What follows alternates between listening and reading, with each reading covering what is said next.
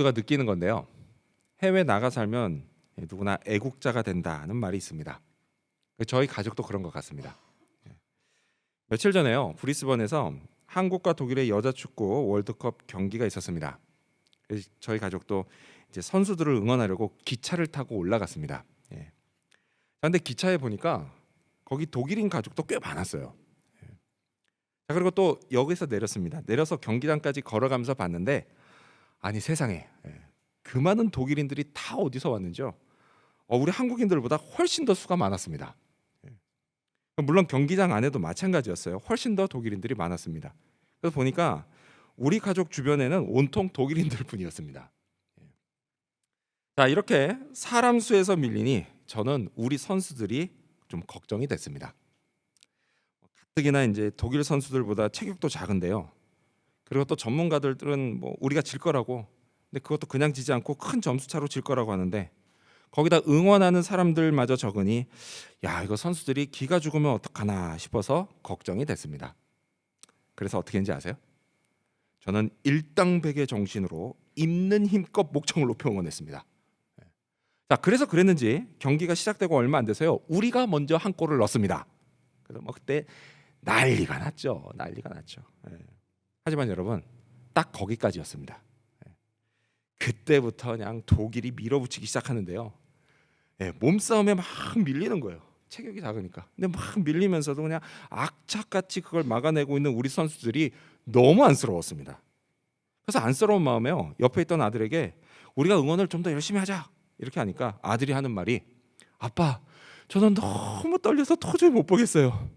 응원은 못 하겠고 열심히 기도해야겠어요. 이렇게 말했습니다. 참 기특했죠. 아마요, 그날 거기서 기도한 사람이 한두 명이 아니었을 겁니다.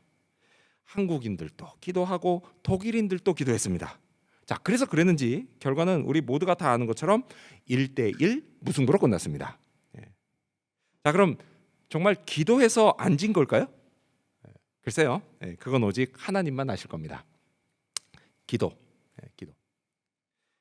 하나님을 믿으면 자연스레 기도를 하기 시작합니다. 처음에는 누구나 기도할 때 어려움을 느껴요. 자, 그래도요, 어려워도 그래, 세월이 좀 지나면 기도가 좀 쉬워질 거야 라는 생각을 합니다. 하지만 여러분, 막상 세월이 지나도 여전히 기도는 좀 어렵게 느껴집니다. 그래서 마치 미지의 세계와도 같아요.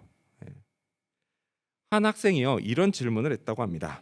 교수님, 아직 아무도 손대지 않은 학위 논문 주제가 있을까요? 자, 그러자 알버트 아인슈타인이 이렇게 답했다고 합니다. 기도를 연구해보게. 누군가는 꼭 탐구해야 할 주제거든. 여러분, 사실 이건요, 우리에게 하는 말이기도 합니다. 여러분, 우리는요, 기도를 연구하고 탐구하는 것까지는 아니어도 기도를 어떻게 하면 좋은지는 알아야 할 필요가 있습니다. 이건요, 나 자신을 위한 기도, 그건 말할 것도 없고, 또 다른 사람을 위한 중보 기도도 마찬가지입니다. 그래서 기도는 아는 만큼 더 잘하게 되고요, 더 많은 유익을 얻을 수가 있습니다. 자, 지난 목요일과 금요일 큐티 본문인 예레미야 14장, 이 14장을 보면요, 예레미야 선지자의 기도가 3번에 걸쳐서 나옵니다. 자, 그는 하나님이 받을 심판으로 인해 슬퍼하며 그들을 불쌍히 여겨달라고 하나님께 간절히 기도합니다. 자, 그렇다면 과연 예레미야는 어떻게 기도했을까요? 무엇을 의지하며 기도했을까요? 이를 살펴보면서 오늘 우리가 얻어야 할 교훈을 알아보고자 합니다. 먼저 첫 번째로 예레미야는 주님의 이름을 의지해 기도합니다.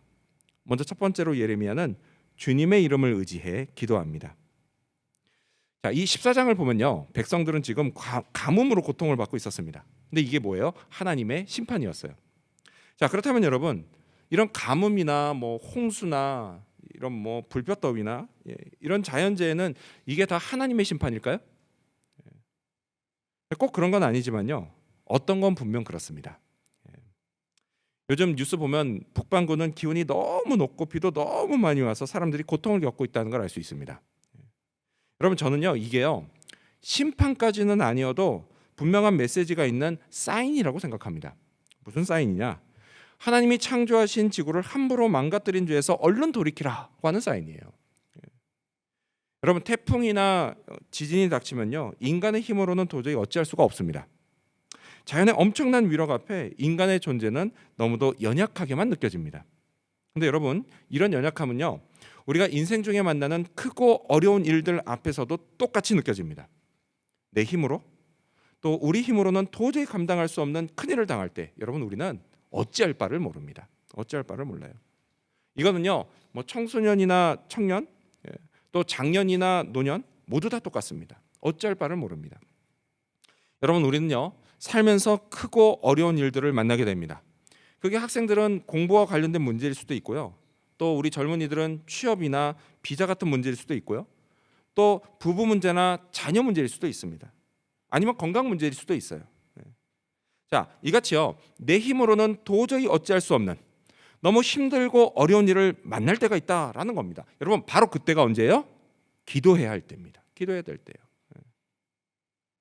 예레미야는요, 가뭄으로 고통받는 백성들을 위해서 기도했습니다. 자, 그의 첫 번째 중보 기도는 이렇게 시작됩니다. 여러분, 성경 읽어볼까요?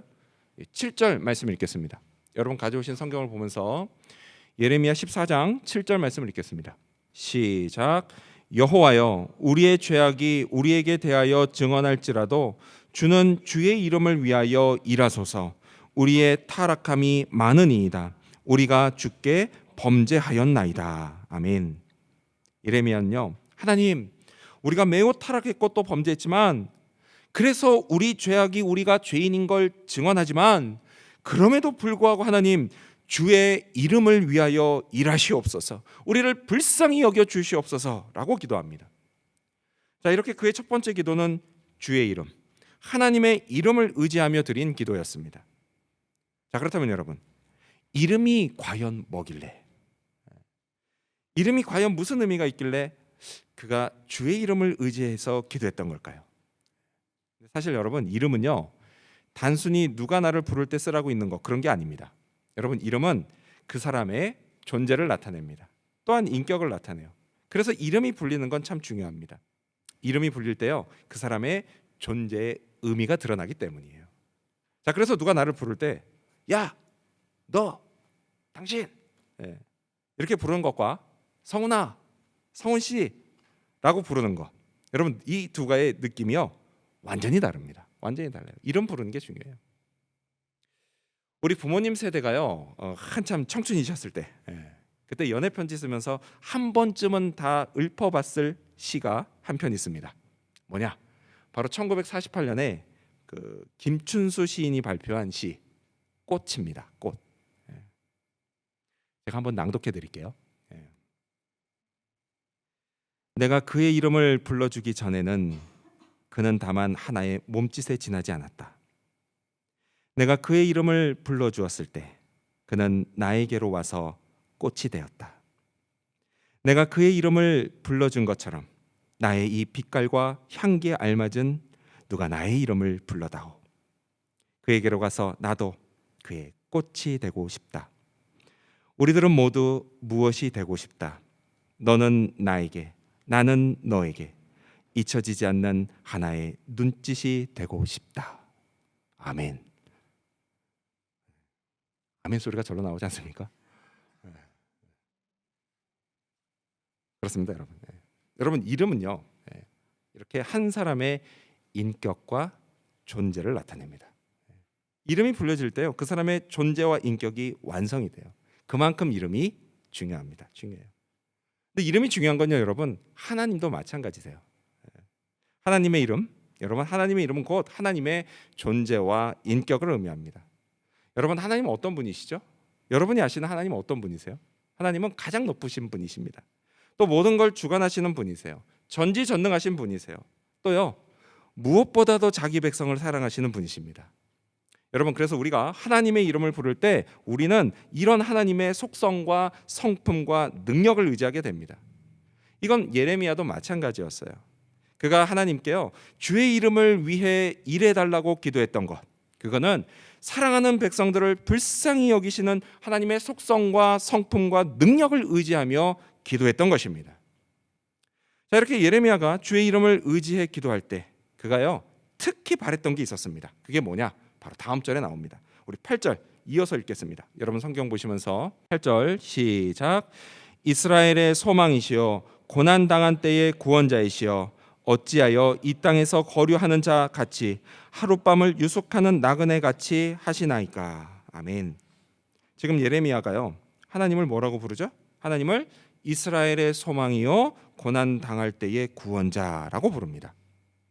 그렇죠? 여러분 그가 특히 바랬던 게 뭐냐? 바로 소망과 구원이었어요. 소망과 구원. 고통받고 있는 백성들에게요, 유일한 소망과 구원은 오직 하나님이었습니다. 오직 하나님 안에 소망이 있고 또 구원이 있었습니다. 근데 여러분 오늘 저와 여러분도 마찬가지예요.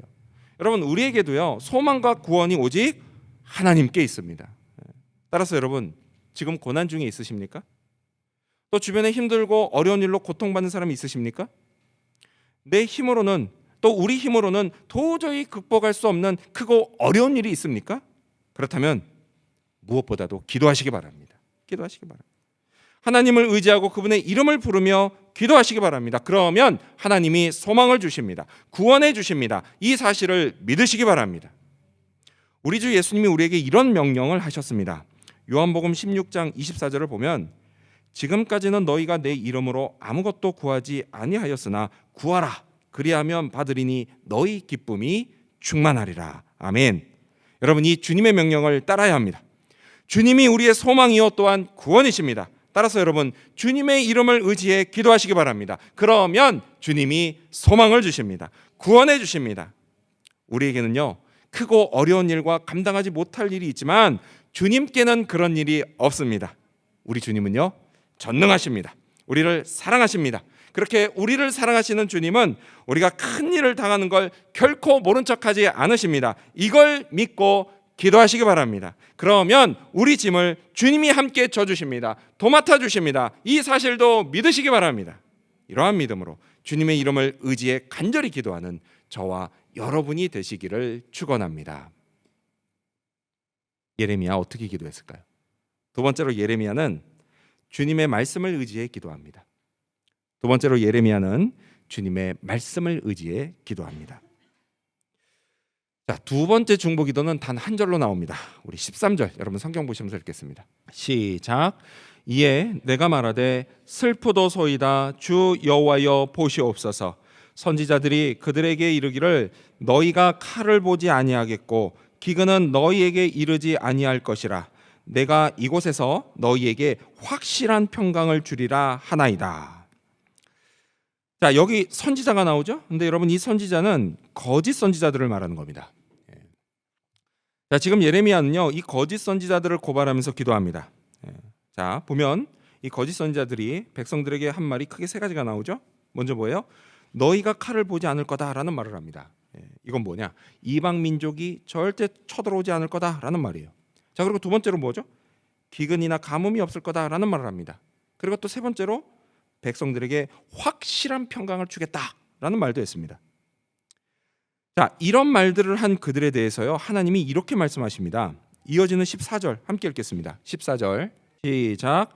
여호와께서 내게 이르시되 선지자들이 내 이름으로 거짓 예언을 하도다. 나는 그들을 보내지 아니하였고 그들에게 명령하거나 이르지 아니하였거늘 그들이 거짓 계시와 점술과 헛된 것과 자기 마음의 거짓으로 너희에게 예언하는도다. 아멘. 하나님 뭐라고 하시죠? 그들의 말이 다 거짓말이다라고 하십니다. 따라서 그들이 한 예언이 뭐예요? 이 예언은 듣기엔 좋은 말이었지만 실은 결코 좋은 게 아니었다라는 거예요. 오히려 해가 되고 독이 되는 말이었습니다. 그래서 마치 이건 뭐와 같냐? 콜라와도 같습니다. 콜라. 시원한 콜라. 정말 먹음직스럽습니다. 어쩌다 한 번 마시면요 저도 모르게 입에서 그래 맞아 콜라가 진리야 라는 말이 나올 정도입니다. 하지만 여러분 다 아시잖아요. 이 콜라가 마실 땐 짜릿하게 맛있어도요 실은 몸에 나쁘다는 사실 다 아시잖아요. 그렇죠? 근데 그래도 여러분 그나마 콜라는 괜찮습니다. 왜냐? 너무 많이 마시지 않고 적당히 마시면 괜찮아요. 죽을 정도는 아니잖아요. 그렇죠? 하지만 여러분 거짓 선지자들의 예언은 그렇지 않습니다. 이거는요 죽는 거였어요. 죽는 거였어요. 칼 맞을 일도 없고 기근도 없고 확실한 평강을 주겠다. 여러분 누가 그런 말을 싫어하겠습니까? 그런 말 싫어하는 사람은 없어요. 그래서 백성들이 어떻게 했습니까? 축복의 말인 줄 알고 막 듣고 좋아했습니다. 하지만 그건 뭐예요? 축복이 아닌 저주가 되는 말이었어요. 그런데도 귀에 너무 달고 맛있어서 백성들은 끊지 못하고 계속 들었고 거기에 계속 끌려갔습니다. 그러다 지금 이 지경이 됐습니다. 자, 여러분, 그럼 한번 판단해 보세요. 거짓 선지자들이 잘못했죠? 잘못했죠? 네, 그렇죠. 그렇죠. 잘못했습니다. 그 잘못도 그냥 한 게 아니라 아주 단단히 잘못했습니다. 백성들을 미혹했으니까요. 자, 예레미야가요, 지금 하나님께 이걸 호소하며 기도하고 있는 겁니다. 하나님, 백성들은요 거짓 예언에 미혹된 피해자들입니다. 그러니 이걸 감안하셔서 부디 백성들을 불쌍히 여겨 주시옵소서라고 기도하는 겁니다. 자, 그럼 여러분 여기서 한 번 더 판단해 보시기 바랍니다. 그럼 백성들은 아무 잘못이 없나요? 아무 잘못이 없어요? 그렇지 않죠. 그렇지 않습니다. 백성들도 분명 잘못한 게 있어요. 분명 그들은요 거짓 예언을 듣고 안심한 정도가 아니라 열광하고 환호했을 겁니다. 그걸 어떻게 할 수 있냐고요? 그걸 짐작할 수 있는 게 앞서 읽은 13절에 나와요. 자, 거짓 선지자들이 백성들에게 뭐라고 했죠? 마지막 세 번째 게 너희에게 확실한 평강을 주겠다라고 말합니다. 그렇죠? 자, 여기서 확실한 이게 히브리 원어로는 에메트라는 단어인데요. 에메트. 근데 이 에메트의 어근이요 아멘의 어근과 똑같습니다. 아멘의 어근과 똑같아요. 자, 이게 의미하는 바가 뭔지는요 오늘날 예배 시간에 말씀이 선포될 때를 생각하면 쉽게 알 수가 있어요. 자, 저같이 설교자가 여러분 믿으십니까? 라고 외치면 회중들이 동의한다는 뜻으로 뭐라고 답하죠? 아멘이라고 답해요. 아멘. 그렇죠. 아멘이라고 답합니다. 그래서 내가 들었을 때 이게 동의가 되면 될수록 회중들이 동의하면 동의할수록 이 아멘 소리도 그만큼 더 커집니다. 아멘을 안 하시네? 동의하면 동의할수록 아멘 소리가 더 커져요. 커집니다. 제가 미국에서 유학할 때 미국에는 흑인 교회 예배 장면을 본 적이 있어요. 근데 여러분 저희가 살던 동네에 흑인 교회도 많았거든요. 근데 흑인 교회 예배를 보면요 설교자가 설교할 때 그냥 가만히 앉아서 조용히 아멘 이렇게 하는 정도가 아니라 어떻게 하냐면 막 어떤 사람 자리에서 벌떡 일어나가지고 아멘 막 외치는 사람이 있습니다. You right, you right. 당신 말이 맞다고 목사님. 막 반응이 뜨겁습니다. 아멘, 아멘. 반응이 뜨거워. 여러분 남유다 백성들도 마찬가지였다라는 거예요. 그걸 보여주는 게 에메트란 단어예요. 바벨론이 언제 쳐들어올지 모르고요. 또 언제 기근이 들지 몰라요. 그래서 그냥 마음이 늘 불안불안한데 선지자들이 하는 말이 그런 일 절대 없을 거라고 하고요. 또 확실한 평안을 주겠다라고 하니 이 말을 듣고 백성들이 얼마나 좋았겠습니까? 여러분 이건요 안심할 정도가 아니라 환호할 만한 말들이었어요. 그래서 아멘 이 소리도요 아멘 이렇게 조용히 하는 게 아니라 아멘 아멘 하며 큰 소리로 외쳤을 겁니다. 여러분 백성들이요 이런 선지자들을 좋아했어요. 하지만 백성들이요 예레미야 선지자는 싫어했습니다. 왜냐? 누가 그러더군요. 직장에서 잘리는 이유는요 일을 못해서 잘리는 게 아니라 눈에 거슬려서 잘리는 거라고요. 여러분 이건 예레미야도 마찬가지였어요. 그가 미움받은 이유는요 하나님의 말씀을 잘 전하지 못해서가 아니에요. 백성들의 귀에 영 거슬리는 예언만 했기 때문이에요. 백성들은요 그를 싫어하고 마는 정도가 아니었습니다. 비난하고 욕하고 심지어 가두고 때리기까지 하면서 받게 했어요. 그러고는 어떻게 했냐? 하나님의 말씀이 아니라 거짓말을 믿었습니다. 그걸 따라갔어요. 그러다 결국 망했습니다. 아주 쫄딱 망했습니다. 여러분 우리가 잊지 말아야 할 건요 오늘 우리도 이들과 똑같은 잘못을 저지를 수 있다라는 거예요. 여러분 오늘날에도요 여전히 거짓 선지자들이 있습니다. 이단 교주들이 바로 그들이에요. 이들에게 미혹돼서요 잘못된 길로 가는 사람이 많습니다. 여러분 이건요 분명 그 이단 교주가 잘못한 거예요. 하지만 그렇다고 해서 본인에게 아무 잘못이 없다라고 말할 수는 없습니다. 아무리 귀에 듣기 좋아도요 거짓 예언에는 귀를 기울이지 말아야 합니다. 그러지 않으면 잘못된 길로 가고 결국 망합니다. 몸과 마음과 영혼이 모두 망합니다. 따라서 여러분 전해지는 말씀을요 잘 분별하십시오. 그리고 온전한 하나님의 말씀에 귀를 기울이십시오. 항상 그래야 합니다. 그리고 이건요, 여러분, 기도할 때도 마찬가지예요. 기도할 때도요, 항상 하나님의 말씀에 귀를 기울이며 기도하시기 바랍니다. 그러지 않으면 기도도요, 잘못된 기도를 할 위험이 있어요. 많은 분들이요, 기도에 관해서 매우 궁금해하는 게 있습니다. 뭐냐? 그건 내가 기도 중에 드는 어떤 생각이나 감정이 있는데 이게 하나님의 음성인지 아니면 그냥 내 생각이나 내 감정인지 아니면 심지어 이게 사탄이 속삭이는 건지 이걸 어떻게 알 수 있느냐라는 것입니다. 되게 궁금해하세요. 근데 여러분 이거요, 아는 방법은 생각보다 아주 간단합니다. 어떻게 하면 되느냐? 성경 말씀을 알면 됩니다. 성경 말씀을 알면 돼요.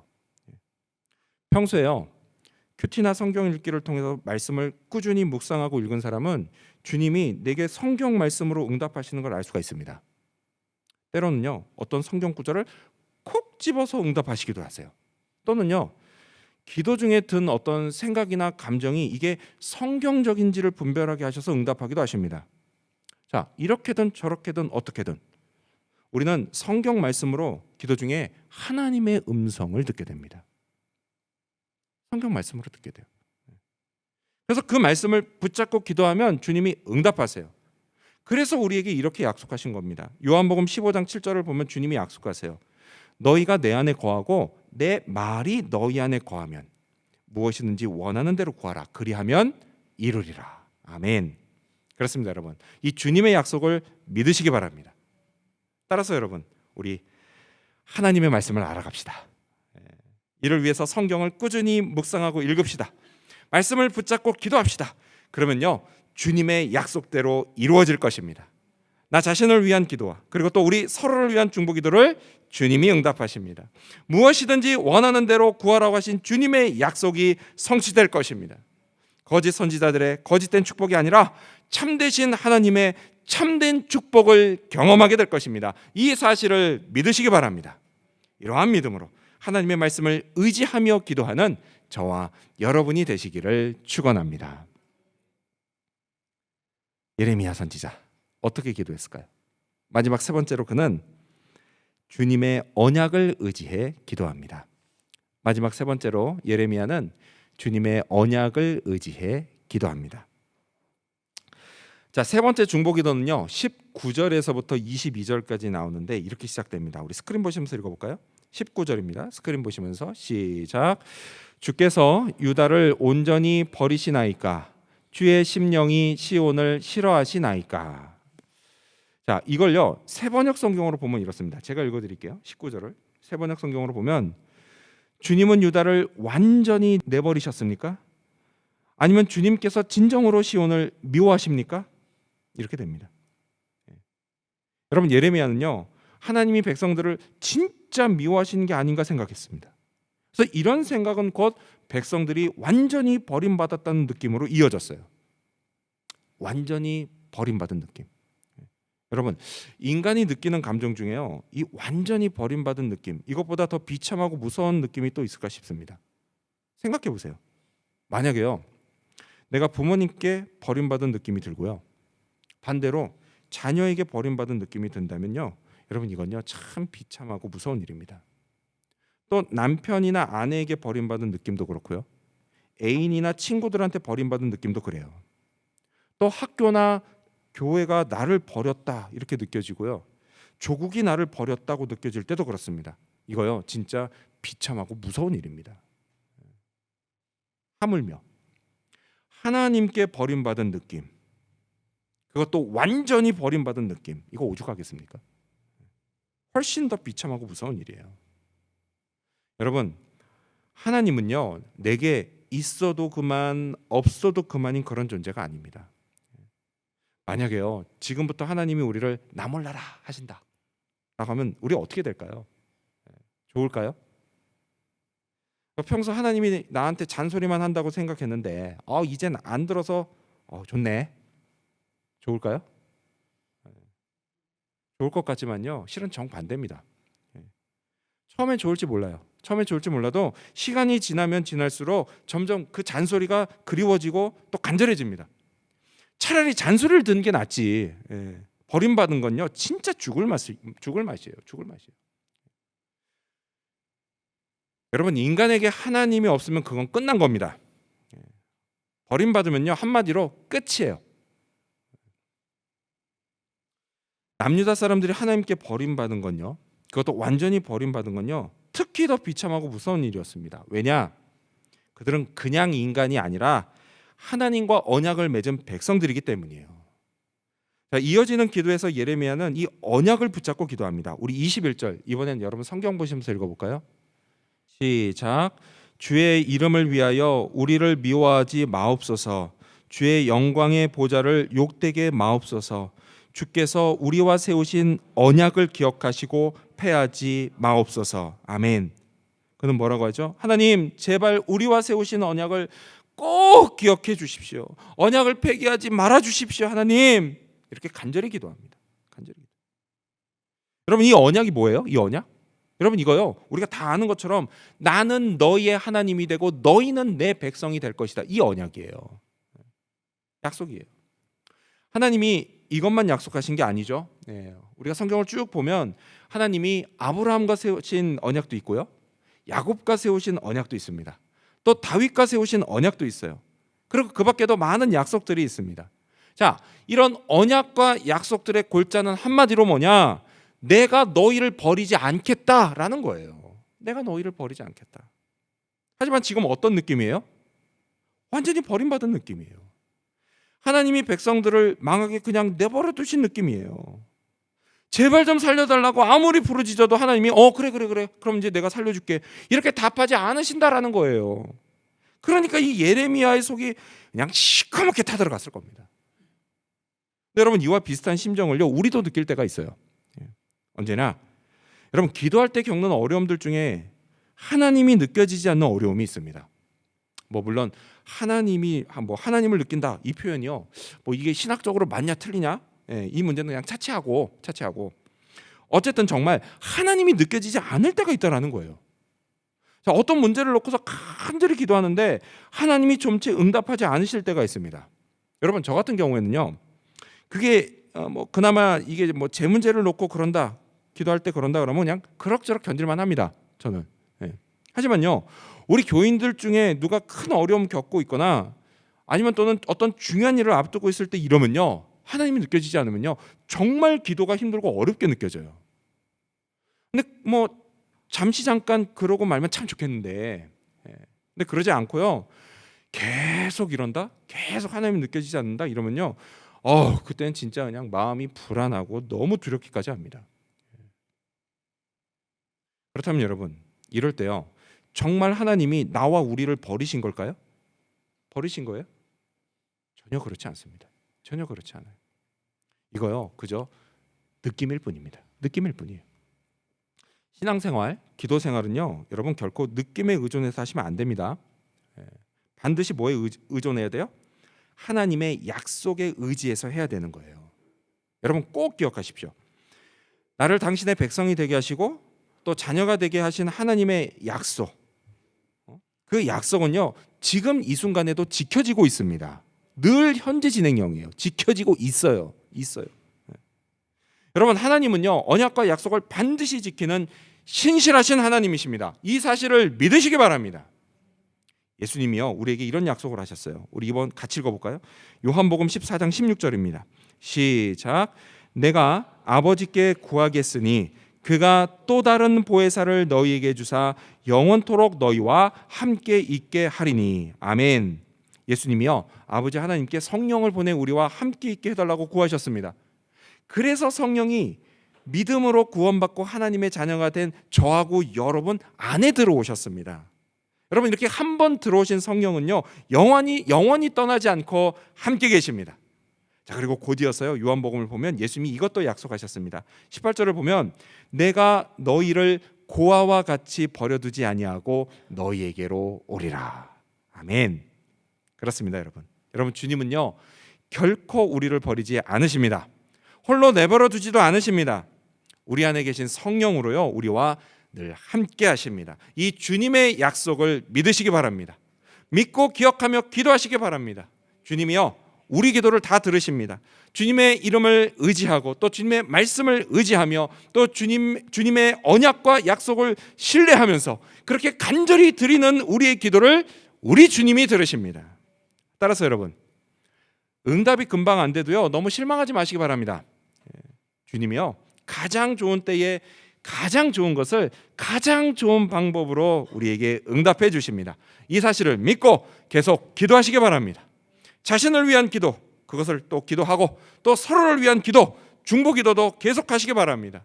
기도하는 우리를요, 하나님이 기뻐하십니다. 그래서 하나님이 하늘에 속한 신령한 것과 그리고 땅에 속한 기름진 것으로 우리를 축복하십니다. 이 사실도 믿으시기 바랍니다. 이러한 믿음으로 계속 꾸준히 기도하는 저와 여러분, 그리고 우리 지구촌 교회 모든 성도님들이 되시기를 주님의 이름으로 축원합니다. 기도하겠습니다.